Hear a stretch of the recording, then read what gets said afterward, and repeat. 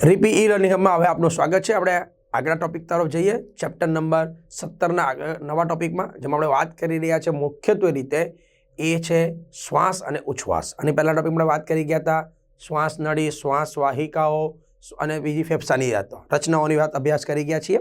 હવે આવે છે શ્વાસ અને ઉચ્છ્વાસની પ્રક્રિયાઓ। કોને શ્વાસ કહેવાય? આપણે તરત બોલીએ, તમે તરત સર આપણે હવા અંદર લઈને શ્વાસ કહીએ, હવા બહાર કાઢીએ એટલે ઉચ્છ્વાસ કહીએ। એટલે તો ઘટના ખરેખર થાય છે કેવી રીતના, એના પર કયા ભાગો અસર કરે છે, એની આપણે ચર્ચા કરવાની છે। જરા જોતા જઈએ આના માટે। શ્વાસ અને ઉચ્છ્વાસ તો શરીરના કોષો ને ઓક્સિજન પૂરો પાડવો તથા જે કોષો હોય એ કોષો દ્વારા ઉત્પન્ન થયેલા કાર્બન ડાયોક્સાઇડ દૂર કરવાની ક્રિયા એક શ્વસન જેવી ઘટના આપણે કહી દઈએ છીએ, બરાબર છે। અને એ ઘટનામાં કઈ કઈ અગત્યની વાત થાય તો બાહ્ય વાતાવરણમાંથી ઓક્સિજનયુક્ત હવાને ફેફસા સુધી લઈ જવાની ક્રિયા એટલે શ્વાસ, અને કાર્બન ડાયોક્સાઇડ વાયુ અથવા હવાને ફેફસામાંથી બહાર વાતાવરણના નિકાલ કરવાની, ધક્કો બહાર ફેંકીએ, એને આપણે ઉચ્છ્વાસ તરીકે ઓળખીએ છીએ। તો આ જે શ્વાસ અને ઉચ્છ્વાસની પ્રક્રિયા થાય છે એના માટે આપણા જે ફેફસા છે એની સાથે સંકળાયેલી રચનાઓ છે કેવી રીતે કામ કરે તે જરા જોતા જઈએ આપણે। આ બંને ક્રિયાઓ ક્રમિક અને સતત ચાલ્યા કરે છે, ક્રમિક અને સતત ચાલ્યા કરે છે। સંયુક્ત રીતે આપણે એટલે શ્વાસોચ્છ્વાસ તરીકે ઓળખીએ, બ્રીધિંગ તરીકે ઓળખીએ છીએ। શ્વાસોચ્છ્વાસની પ્રક્રિયામાં ઉર્ધ્વ પટલ અને પાંસળીઓ મહત્વનો ભાગ ભજવે છે। યસ, મહત્વનો ભાગ જોવા મળી શકે છે। તો આ કયો ભાગ છે? ઉર્ધ્વ પટલ, પાંસળીઓ। તો હાડકાની જે વાત છે એ તો આપણે આગલા પાઠમાં ભણશું જ, પણ ઉર્ધ્વ પટલની વાત થોડીક આગળ કરીએ। ઘુમ્મટ આકારની એક રચના છે જે ઉર્ધ્વ પટલ એ ઉરસીય ગુહા અને ઉદરીય ગુહાને એકબીજાથી છૂટો પાડે છે। એ કેવી રીતના? તો આટલો જે ઉપરનો વિસ્તાર છે આ ભાગ આપણે કહી શકીએ છીએ એ ઉરસીય ભાગ છે, નીચેનો જે ભાગ છે ઉદરીય ભાગ છે, પણ એમાં વચ્ચે આટલેથી શરૂ કરીએ આટલો ભાગ ઉપર તરફ આવતા જઈએ તો અહીંયા દેખાય છે આપણને ઉર્ધ્વ પટલ। હા, આ ઉર્ધ્વ પટલ હોવું એ સસ્તનોનો સૌથી મોટો ગુણ છે। યસ, આ મુખ્ય લક્ષણ બી કહી શકાય છે એના માટેનું।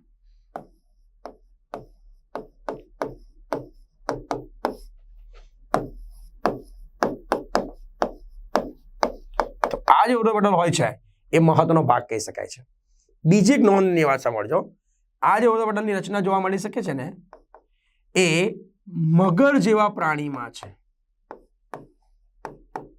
હા, સસ્તનો તો હોય જ છે, પણ મગર એક જ બીજું પ્રાણી છે અથવા સરીસૃપ પ્રાણી તરીકે એમાં જોવા મળી શકે છે। અને એટલે ઉર્ધ્વ પટલ બહુ મહત્વનો ભાગ ભજવી શકે છે અને તે ગુહા બનાવવાનું કામ કરે, ઉપર ઉરસ અને નીચે ઉદરીય ગુહા રચે છે। વચ્ચે આવી ગયું છે। હા, એમાંથી કોણ પસાર થાય તો એમાંથી એક તો અન્નળી, બીજો પૃષ્ઠ મહાધમની,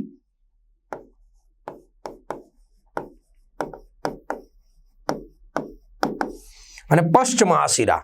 આખો ભાગ આવેલો જોવા જે નીચે તરફ આગળ આવ જાવ કરતી જોવા મળી શકે છે મુખ્યત્વે બાબત। હા, એની જે ગોઠવણી છે ને એ પણ બીજા હાડકાઓ જે આપણે જોઈ ગયા હમણાં પાંસળી પિંજર એની સાથે સંકળાયેલા જોવા મળશે। જેમ કે એ આગળના ભાગે ઉરોસી સાથે, પાછળના ભાગે કરોડસ્તંભ સાથે જોડાયેલી જોવા મળે છે અને પાછળ બાજુ પર પાંસળીઓ સાથે અને આંતર પાંસળી સ્નાયુઓ પાંસળીઓ સાથે જોડાયેલા જોવા મળી શકે છે। તો મૂળભૂત રચના એની ગોઠવણીની છે કોની? ઉર્ધ્વ પટલની। કોની સાથેની? આપણા આખા પાંસળી પિંજરની સાથેની, એમ આપણે યાદ રાખી શકીએ છીએ। શ્વાસની ક્રિયાના તબક્કાઓ આ આપણે જયારે સમજવા છે તો એના પહેલા એક થોડી ચોક્કસ વાત આપણે મારે કરી દેવી છે તમારી સાથે।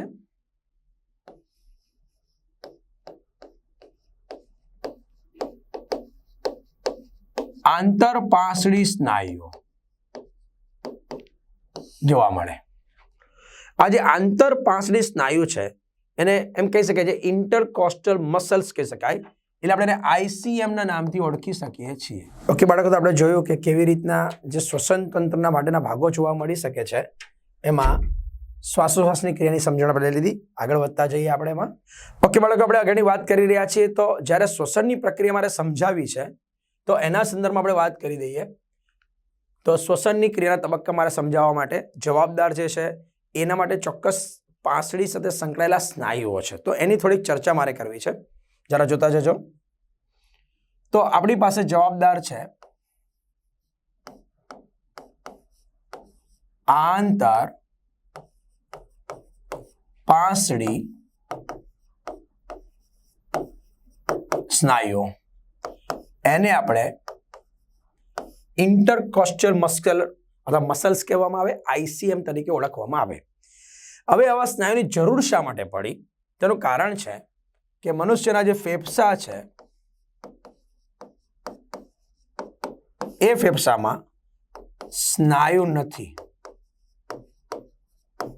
અને સ્નાયુ ન હોવાને કારણે એ સ્વયં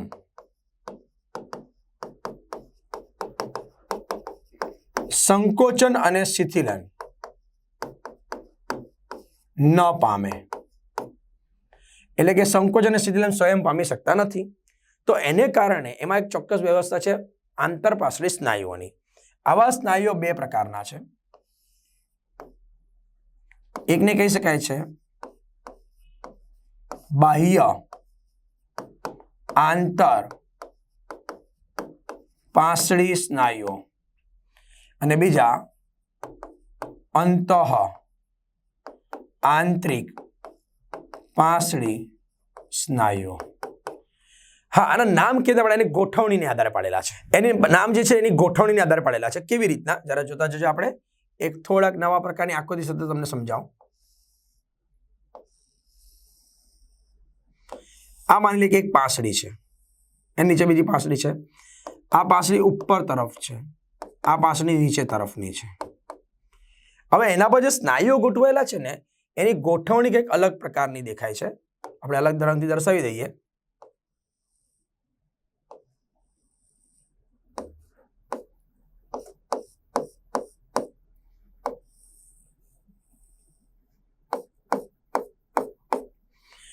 નંબર 1 આપણે એમ કહી શકીએ છીએ ધીસ ઇઝ નંબર 1. આ બીજા પ્રકારના અંતઃ આંતરપાસળી સ્નાયુઓ છે, નંબર 2 કહી શકાય છે. અને કહી શકાય છે એક્સટર્નલ એટલે બાહ્ય આઈસીએમ કહેવાય. આ અંતઃ આંતરિક એટલે આઈસીએમ તરીકે આપણે ઓળખીએ છીએ. હવે એની ગોઠવણી કેવી છે બાળકો? તો અહીંયા ઘડી એક ઉપરની પાંસળી છે અને નીચેની પાંસળી છે. તો ઉપરની જે પાંસળી હોય એની સાથે આ પૃષ્ઠ બાજુ જોડાયેલા હોય અને નીચેની જે પાંસળી હોય એની સાથે એ વક્ષ બાજુ જોડાયેલા હોય. તો ત્યારે એને કહી શકાય છે બાહ્ય આંતરપાસળી સ્નાયુઓ કહેવાય. જ્યારે અહીંયા એવું કહી શકાય છે જે ઉપરની પાંસળી હોય એની સાથે વક્ષ બાજુ પર જોડાયેલા છે અને નીચેની પાંસળી હોય એની સાથે તે પૃષ્ઠ બાજુ પર જોડાયેલા હોય. તમે ગોઠવણી જોઈ શકાય છે. તો આ જે ગોઠવણી છે એની ઉપરની પાંસળી જે હોય એની સાથે પૃષ્ઠ બાજુ પર જોડાયેલા જોવા મળી શકે છે. એટલે ઉપરની તરફ છે, આ પૃષ્ઠ બાજુનો ભાગ છે અને નીચેનો ભાગ વક્ષ બાજુનો ભાગ છે. અહીંયા આગળ આ ભાગ પર વક્ષ બાજુ પર જોડાયેલા છે, આ ભાગ પર પૃષ્ઠ બાજુ પર જોડાયેલા. તમને થોડી ખબર પડી ગઈ કેવી રીતના રચના છે? તો આમ ક્રોસ રચના. ધારો કે આ બંને હું કહી દઉં કે આંગળીઓ જે દર્શાવું છું એ માની લઈએ કે એક પ્રકારના પાંસળીઓ છે અને આ જે બોલપેન છે એ માની લઈએ કે બે સ્નાયુ છે. તો પહેલા હું ઈઆઈસીએમ ની વાત કરું તો ઉપર તરફ પૃષ્ઠ બાજુ પર, નીચે તરફ વક્ષ બાજુ આમ ગોઠવાયેલા છે. ક્લિયર? અને અંતઃ કેવી રીતે જોડાયેલા? તો આમ ઉપરની તરફ ગોઠવાયેલા છે. This type. ઓકે, તો આવી ગોઠવણીને આધારે બે જુદા જુદા પાંસળીના સ્નાયુ ગોઠવાયેલા છે, જેને કારણે શું થાય છે ચોક્કસ રીતે શ્વસનની પ્રક્રિયામાં બહુ મહત્વનો ભાગ ભજવે છે. કેવી રીતના? તો આ સ્નાયુઓ મોટે ભાગે શ્વાસની ક્રિયામાં સંકળાયેલા છે.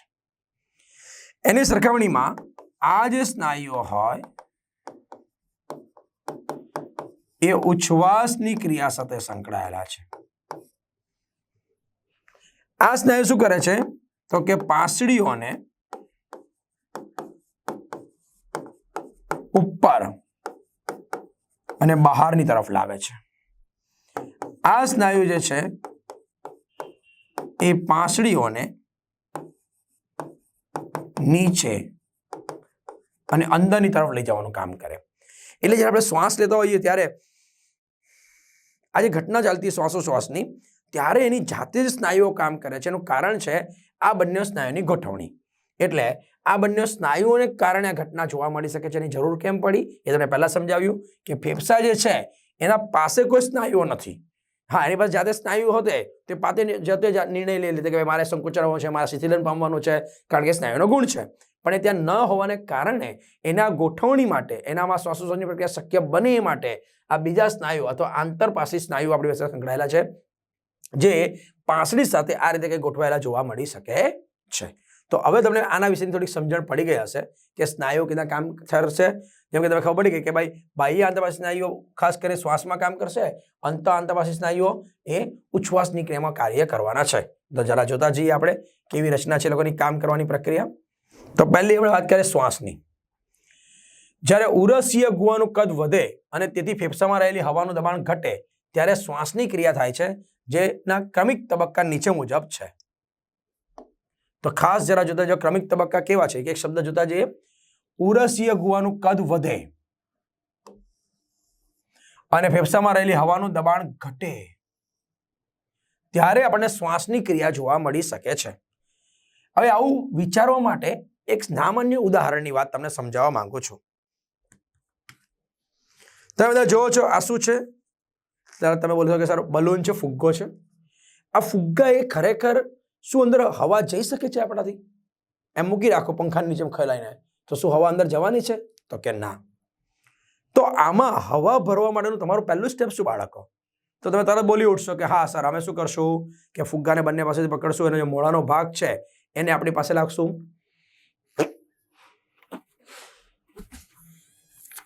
અને એમાં હવા ભરી દઈશું. તો એના માટે તમે શું કર્યું? તો તમે બરાબર ધ્યાનથી જોયું હોય તો મારું પહેલું સ્ટેપ ફરીથી તમને બતાવું છું. પહેલું સ્ટેપ તમે શું કર્યું? તો કે તમે આ ફુગ્ગાને તમારા મોઢા પાસે મૂકવાની સાથે જ ખેંચી લીધું. આ ખેંચવાનો હેતુ શું છે? એનો સિમ્પલ હેતુ છે કે જ્યારે અત્યારની પરિસ્થિતિ વિચારીએ ને તો આ હવા જે વાતાવરણમાં મારા રૂમમાં સરસ મજાનું એસી ચાલી રહ્યું છે ને એની જે હવા છે એ અંદર નથી જઈ શકતી. અહીંયા પંખાની હવા અંદર નથી જઈ શકતી. કારણ શું છે? કારણ કે આ ફુગ્ગામાં જે હવા છે ખાલી તો છે જ નહીં, તમે જાણો જ છો. ફુગ્ગામાં હવા છે, એ હવાની અંદર જે દબાણ હવાનું લાગી રહ્યું છે એ બહારની હવાના દબાણ કરતા ફિઝિક્સના નિયમ પ્રમાણે જો સમજાવું તમને તો ડાયરેક્ટ હવા અંદર જવાની નથી, કારણ કે અંદર દબાણ વધારે છે, જેને કારણે સીધી હવા ન જાય. પણ હવે ધારો કે હું આને ખેંચું છું તો ખેંચવાને કારણે એનો વિસ્તાર વધી ગયો. વિસ્તાર વધી ગયો એટલે અંદર જે હવા છે એના માટેની જગ્યા થોડીક વધી ગઈ, એટલે અંદરની હવા પર દબાણ ઘટ્યું અને એની સામે હું ફૂંક મારી રહ્યો છું, એટલે હું બહારથી હજુ દબાણ વધારી રહ્યો છું. એટલે શું થશે?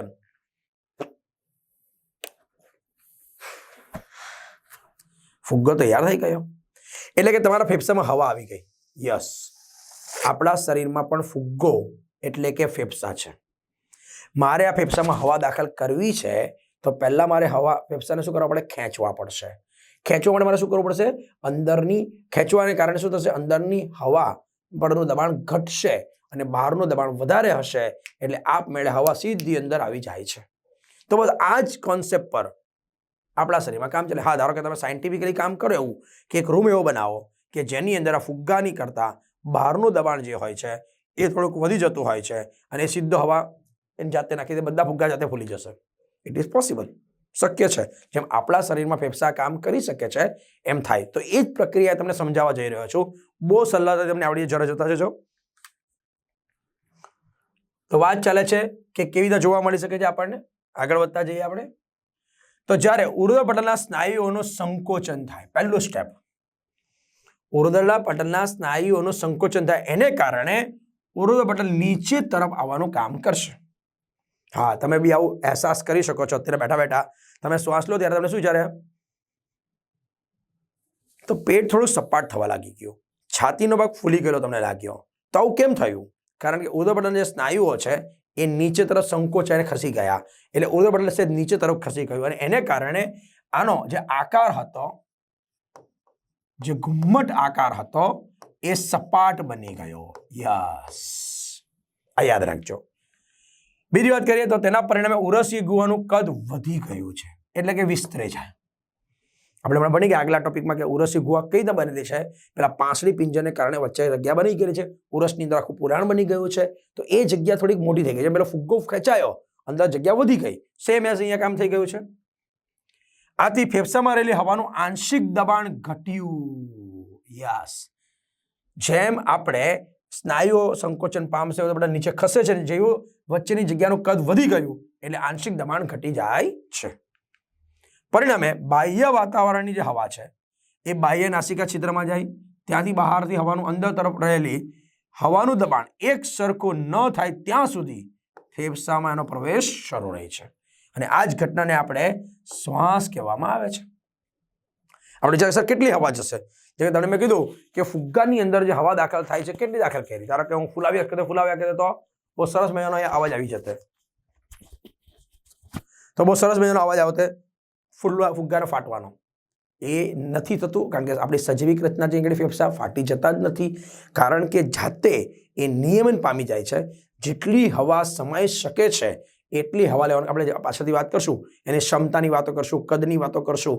તો એનો મતલબ કે એની ચોક્કસ ક્ષમતા છે હવાને સમાવવાની, તો એટલી વાતોની હવા અંદર જશે. નહીં તમારા મનમાં વિચાર આવે સર બહાર તો હવા કેટલી બધી છે, તો શું બધી અંદર સમાઈ શકે છે? ના, એની પોતાની કેપેસિટી છે, એને આધારે કામ કરે છે. તો આ એક શ્વાસની ઘટના અહીંયા આપણને જોવા મળતી હોય છે. આગળ વધીએ આપણે. ફેફસામાં હવા વાયુકોષ સુધી પહોંચે. જ્યારે બધા જ વાયુકોષમાં હવા ભરાઈ જાય ત્યારે ફેફસાના કદમાં વધારો થાય છે, અને એટલે તમને ફેફસા ફૂલેલા છે એવું દેખાય છે. તો આ મૂળભૂત કારણ છે શ્વાસના તબક્કાઓનું. સ્ટેપ યાદ રાખીએ તો પહેલો સ્ટેપ શું થાય છે? સ્નાયુનું સંકોચન થયું એટલે ઉદરપટલ નીચે તરફ આવી ગઈ, એટલે ઉરસીય ગુહાનું કદ વધી ગયું, એને કારણે આંશિક હવાનું દબાણ ઘટી ગયું, એટલે હવા અંદર આવે છે. હા, આવું થવાનું મૂળભૂત કારણ શું છે? આપણે હમણાં જ વાત કરી ગયા કે આપણા બાહ્ય આંતર પાસળી સ્નાયુઓ કામ કરે છે. કે શું કરે છે? તો એ આપણી જે પાસળીઓ છે એ પાસળીઓને ઉપર અને બહાર લાવવાનું કામ કરે છે. એટલા માટે આ બાબત જોવા મળી શકે છે. તો એક મહત્વની વાત આપણે કહી શકીએ છીએ, શ્વાસના તબક્કાના સંદર્ભમાં વાત ચાલી છે. આમ વાયુકોષમાં જેટલી પણ હવા ભરાયેલી એમાં જે ઓક્સિજન આવ્યો છે, યસ, જો શબ્દ આપણે હવા વાપરી બાળકો, તો આના બધી બહુ મસ્ત એમસીક્યુ જેવું બનતું હોય. તમને વિચાર કે સર હવા હોય કે ખાલી ઓક્સિજન હોય? તો યાદ રાખજો, આપણા માટે શ્વાસન માટે ઓક્સિજન જ જરૂરી છે, ઓક્સિજન જ કામનો છે. પણ ખાસ કરીને જ્યારે ઓક્સિજન અંદર જતો હોય છે તો હવામાંથી ખાલી ઓક્સિજન જતો નથી, પરંતુ બધા જુદા જુદા વાયુઓનું મિશ્રણ જતું હોય છે. એટલે યાદ રાખજો કે આપણા ફેફસાની અંદર જે દાખલ થશે ને એ મિશ્રિત હવા છે, એમાં ઓક્સિજનની માત્રા થોડીક વધારે છે, અને એ જ વાયુકોષની દિવાલમાંથી અંદર આવેલી રુધિર કેશિકાના રુધિરમાં ભળી જશે. એટલે જે ટ્રાન્સફરેશન થશે વાયુઓના સંદર્ભમાં એ ઓક્સિજનનું થશે. હા, એના માટે પણ એક ચોક્કસ પ્રકારના વાયુ પ્રસરણના સિદ્ધાંતનો ઉપયોગ થશે, આપણે જોઈશું, એના કારણે આવું જોવા મળે છે. તેના બદલામાં રુધિરમાંથી CO2 કાર્બન ડાયોક્સાઇડ વાયુકોષમાંથી હવા તરફ પ્રસરે છે, એટલે કે બહાર તરફ આવે છે. આમ અહીંયા આગળ O2 અને CO2 ની આપલેની પ્રક્રિયા થાય, જે પ્રકારના બાહ્ય અથવા તો શ્વસન સપાટી પર થતું શ્વસન કહેવાય, એને સપાટીય શ્વસન તરીકે પણ ઓળખી શકાય છે. બાહ્ય શ્વસનનો મતલબ અહીંયા આગળ લખી શકાય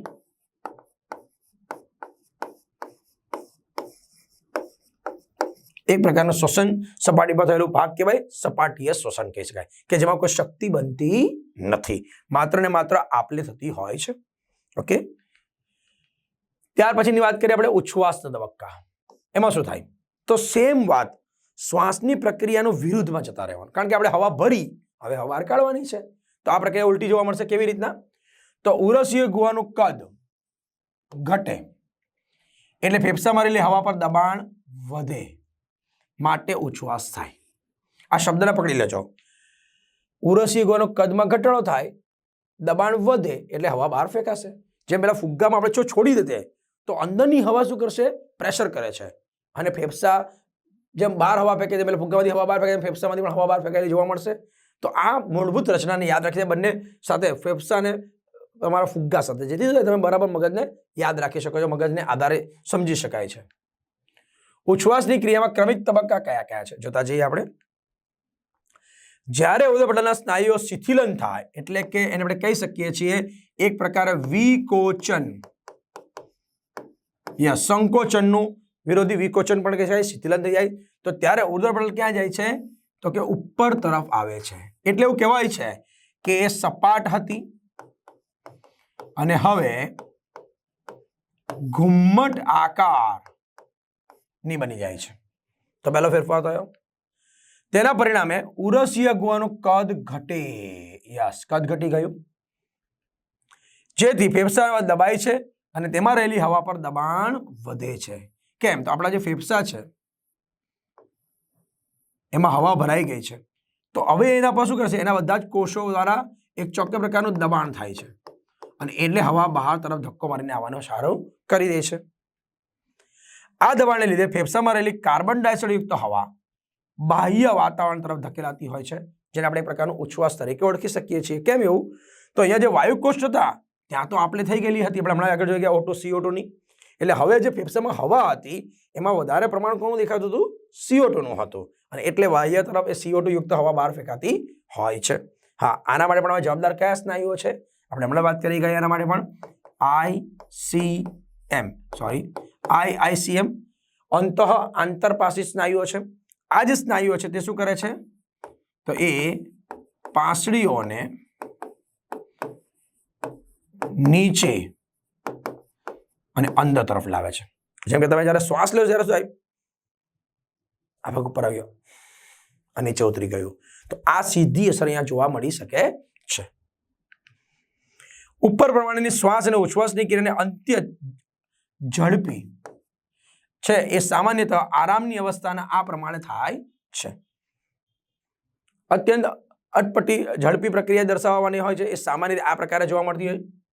તો આ પ્રક્રિયા ક્યારે થાય છે? સામાન્ય આરામની સ્થિતિમાં.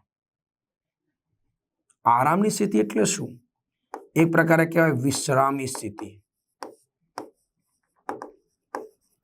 જેમ કે અત્યારે તમે બેઠા છો તે તમે જો ને કે તમારી પાસે અત્યારના જાતે તમે તો જોઈ રહ્યા છો સરસ મજાનું અમારું રીપી લર્નિંગનું વર્ણન, સરસ મજાની તૈયારી કરી રહ્યા છો, પણ તમારી શ્વાસોશ્વાસની જે પ્રક્રિયા છે ને એ તો શરૂ જ છે. તમારા જાતે અંદર હવા જાય છે, તરત ઉચ્છ્વાસની હવા બહાર નીકળે, તમે જરા પણ વિચારતા નથી. હા, હવે હું જ્યારે બોલું છું ને ત્યારે તમારું ધ્યાન જાય છે, હા સર, હા અંદર હવા ગઈ, હા બહાર નીકળી, એવો વિચાર તમને આવ્યો. આ બધી સ્થિતિ આરામની સ્થિતિ કહેવાય. પરંતુ હવે તમે વિચારો કે તમને એવું કહેવામાં આવે કે ઝડપથી ઊભા થઈ જાઓ, ઝડપથી ગ્લાસનું પાણી ભરી આવો અને પીને બેસો, દોડતો જજો, તો તમે શું કરશો? જેવું દોડવાની શરૂઆત કરો છો તો તમારી શ્વાસોચ્છ્વાસની પ્રક્રિયા ઝડપી બની જાય છે, એકદમ સ્પીડમાં, અત્યંત ઝડપી બની જાય છે અને એ દરમિયાન તમારી ક્રિયાશીલ સ્થિતિ આવી જાય કહેવાય. તો ત્યારે પણ શ્વાસોચ્છ્વાસની પ્રક્રિયામાં થોડોક ફેરફાર થયેલો જોવા મળી શકે છે. એટલે એની ઝડપમાં ફેરફાર થયેલો જોવા મળી શકે છે. આ વિશ્રામી સ્થિતિની આપણે વાત કરી રહ્યા હતા. તો એવી સ્થિતિ કઈ છે? જરા જોતા જજો. તો એમ કહી શકાય છે કે સામાન્ય સ્થિતિની સરખામણીમાં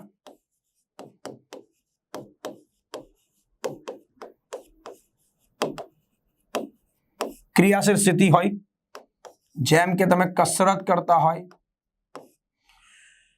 તમે કોઈ પ્રકારે દોડવાની પ્રક્રિયા, કોઈ રમત રમતા હોય, અથવા એમ કહી શકાય છે આપણા શરીરમાં કોઈ પ્રકારની સ્ટ્રેસ, ચિંતાની પરિસ્થિતિ આવી જતી હોય, તો એવી પરિસ્થિતિમાં શું થઈ જાય છે? તો કે તમારામાં શ્વાસોચ્છ્વાસની ક્રિયા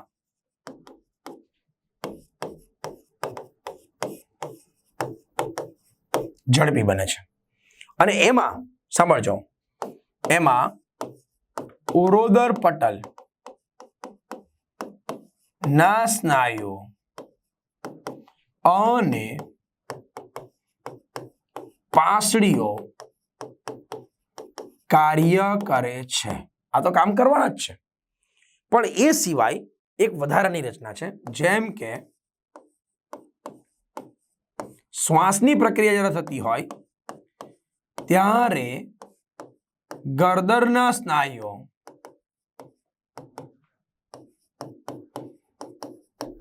કાર્ય કરે અને એ દરમિયાન ઉચ્છ્વાસ જ્યારે થતો હોય ત્યારે વધારાના ઉદરના સ્નાયુઓ કાર્ય કરે. એટલે શું? તો કે આપણી પાસે અંદર જ્યારે તમે દોડો છો, તમે કોઈ રમત રમો ત્યારે તમારા શરીરમાં ઓક્સિજનનો માંગ વધી જાય તમારા શરીરમાં રુધિરના પરિવહનની પરિસ્થિતિ બદલાઈ જાય, એ ઝડપી થવાને કારણે રુધિરનું પરિવહન સ્પીડમાં થવા લાગી જાય. તો જેટલું ઝડપથી લોહી ફરે એટલું ઝડપથી લોહીની અંદર ઓક્સિજન ભળવો જોઈએ, એટલું ઝડપથી ઓક્સિજન વહન પામવું જોઈએ. તો એના માટે એટલું ઝડપથી ઓક્સિજન અંદર પહોંચવા પણ જોઈએ. તો એ વધારાની હવા લાવવી ક્યાંથી આપણે? કારણ કે આપણે હમણાં વાત કરી કે ફેફસામાં જેટલી હવા સમાઈ શકે છે એટલી શ્વાસ દરમિયાન જવાની છે. હવે તમને ઝડપ ઓચિંતા ડિમાન્ડ વધી ગઈ ઓક્સિજનની, તો બહારથી ઓક્સિજન વધારે લાવવા માટે શું કરવું પડશે? તમારે અંદર જગ્યા મોટી કરવી પડશે. હા, આ અંદર જગ્યા જે મોટી થાય છે અંદર ઉરસીય ગુહામાં, એમાં આ બીજા ભાગો કામ કરતા હોય છે. કેવી રીતના? તો કે આપણી પાસે છે ને અહીંયા જે ઉરોસ્થિ નામનું હાડકું છે, આપણે આગળ સમજાવેલું છે તમને. એનું સૌથી પહેલું એક હાડકું છે એ સાથે જોડાયેલું, એ પાસળી નથી પણ એને કહેવાય છે સ્કંદ મેખલાનું હાડકું. ઇટ ઇઝ અ અક્ષક. હા, આ જે અક્ષક છે એનું સીધું કનેક્શન ગરદનના સ્નાયુ સાથે છે.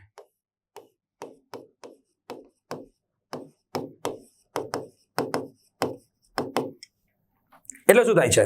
તો કે જ્યારે તમે જોશથી દોડો છો, કસરત કરો છો, ત્યારે તમારા આ શ્વાસનો દર વધી જતો દેખાય છે. તો ત્યારે અહીંયાનું જે હાડકું છે, અક્ષકના હાડકા છે, એના પર ગરદનના સ્નાયુ ઉપર ખેંચીને લઈ જાય છે. એટલે ઉરસીય ગુહાનું કદ ઉપર તરફ પણ વધી જાય. પહેલા નોર્મલી નથી વધતું, એટલે ઉપર તરફની જગ્યા વધી ગઈ એટલે એટલી વધારે હવા અંદર સમાઈ શકે ફેફસાની અંદર, અને એ સીધી પોતાનો ગુણધર આધારે થોડુંક વધારે ફેફસા હવા સમાવી લે છે એટલે ઝડપથી શ્વાસ આવી જાય.